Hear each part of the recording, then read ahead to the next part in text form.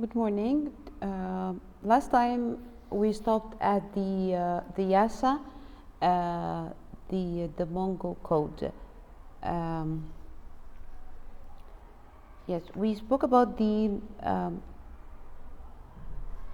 after the war between um, the Mongol and Khwarezm, the Khwarezm dynasty or the Khwarezm kingdom, and we said that it ended up by the death, the capture of Muhammad Shah and his son, and both of them were killed. That was in 1221. That was the end of the Khwarezm dynasty. Then later on, after this time, the scholar had described the period after the Khwarezm campaign as the Pax Mongolica, and this is in their own language, which means the Mongol peace. After the fall of the Khwarezm, the Mongol peace have started. Also, the conquest or the victory of Genghis Khan kept going on till he connected the major trade of centers of China and Europe. That was how Mongolia looked like at the beginning, and with his conquest he connected, or he added to it the center of China and Europe. Those points are very important in the exam, because you may be asked about the choices about he connected the major trade centers of what. So you have to know well. It's about the centers of China and Europe. This is how the Mongol have extend with the rule of Genghis Khan. Why he said that this piece was named the Mongol piece? Genghis Khan had developed a code named the Yasa. He used it to rule the empire, to govern the empire, to organize the empire. This code was based on the Mongol common law. They have a law, the common law they used, and based on this, he has developed to something called the Mongol code named Yasa. And this code contained laws that prohibited a lot of things. Number one, it prohibited the blood feuds. Blood feud, it means the revenge. If two families they have fought, or they have a fight between them, and one of the opposing family killed another one and the other family, so they have a blood feud. Do you want to get revenge by killing another one, another one in the other family? This is what meant by the blood feud, like revenge between families. He prohibited the thing. Also, he prohibited adultery. Adultery means raping, that adults rape young children or girls.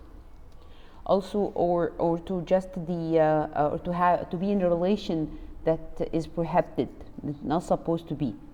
Theft, which means stealing, and also he prohibited bearing false witness. Bearing false witness, it means to in a court, if there is a guilty criminal, and we have the judge and someone or a witness who comes to say something with or against this criminal guilty, or this man in the jail. So if this person, the witness, if he said false witness, we call him bearing false witness. So he prohibited the thing also. Also, those laws, or the Yasa code, contains laws that reflect Mongol respect for the environment. And you may be asked, what are the laws that were included in the Yasa that reflected the Mongol respect for environment? It shows how the Mongol were respecting the environment. First, he forbid bathing in rivers and streams. No one's supposed to bath in the river or the stream. Also, he gave orders for any soldiers who was following another one to pick up anything that the first soldier dropped. If we are in a row and the one who is in front of you drops something, of course you will not notice that.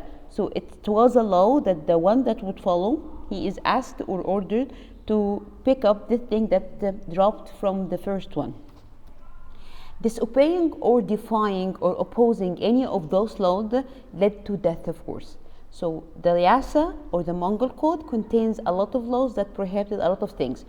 All of them, they are 6.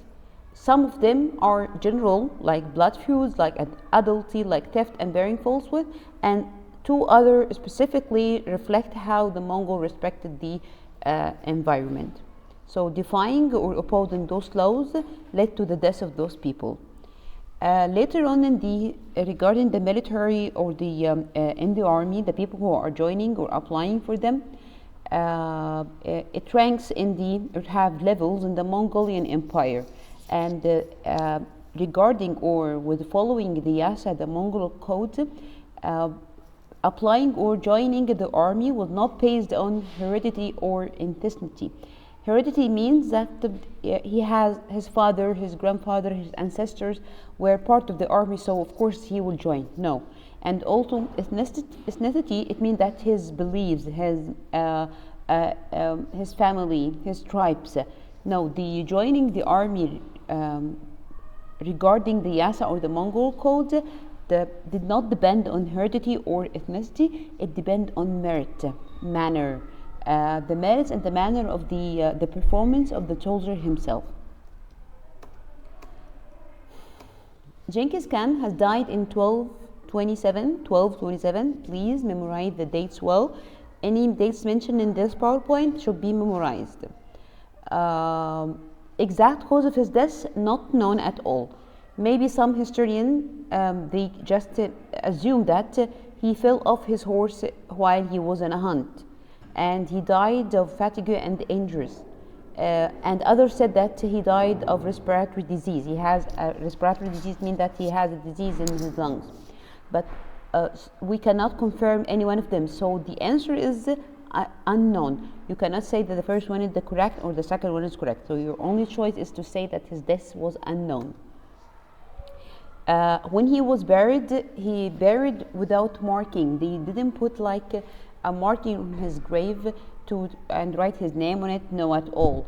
That was the custom of his tribe.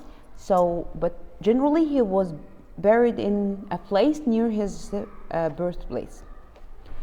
According to the legend, they said that the funeral guard who were holding his body killed anyone and anything they encountered or faced. Why?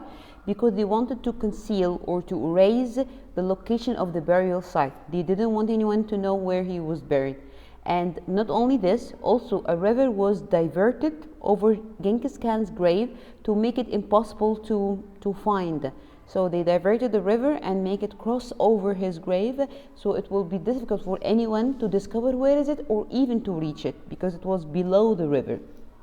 But before Genghis Khan passed away, before his death, he passed the leadership to his son. His name is Ujidi. He was, of course, his first wife, Broad. And Ujidi, actually, he controlled most of Eastern Asia, including China. Most of Eastern Asia, including China. This is only what Ujidi has controlled, while the rest of the empire was divided among his other sons. Okay, that's the end of the Genghis Khan. Kindly please memorize well what is all the information that are included in this PowerPoint, because this is the thing you are asked to study. No need to go back to the book, because the book has extra or a lot of information that I didn't mention. You are asked only to study what's mentioned in those 2 PowerPoint. You have part 1 and this is part 2. Thank you very much. I hope to enjoy your day and stay safe. Bye-bye.